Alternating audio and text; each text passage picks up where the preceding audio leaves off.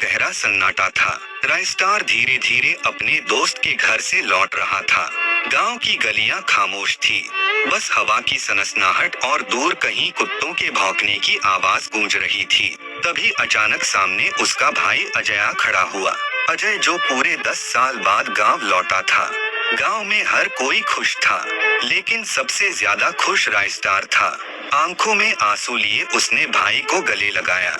बचपन की सारी यादें ताजा हो गई। लेकिन उसी रात से गांव में अजीब घटनाएं शुरू हो गई। आधी रात को लोग डरावनी फुसफुसाहट सुनते और सुबह किसी ना किसी घर से लाश मिलती। धीरे धीरे मौतें बढ़ने लगी और गांव सहम गया। रायस्टार को यकीन नहीं हो रहा था कि उसका भाई जो कभी किसी को चोट तक नहीं पहुंचाता अब इन मौतों के पीछे हो सकता है। सच जानने के लिए उसने कैमरे लगाए। फुटेज देखकर उसका खून जम गया। अजय ही यह सब कर रहा था, लेकिन उसके चेहरे पर दर्द और मजबूरी साफ झलक रही थी।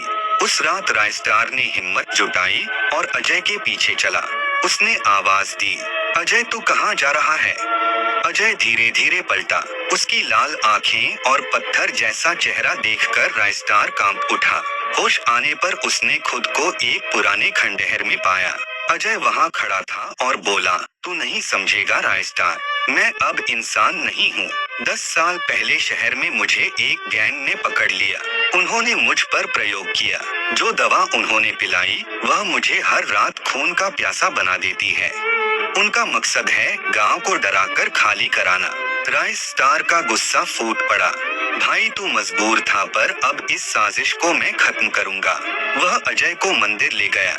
वहां का ताबीज ऐसी बुरी शक्तियों को काट सकता था। पुजारी ने जैसे ही ताबीज पहनाया, अजय दर्द से चीख उठा। उसके शरीर से काला धुआं निकलकर आसमान में छा गया और वह जमीन पर गिर पड़ा। धीरे धीरे उसकी आंखों की लालिमा खत्म हो गई।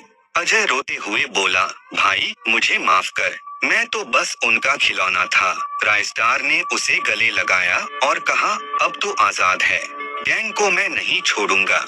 अब अगले ही दिन पुलिस ने उस गैंग को पकड़ लिया।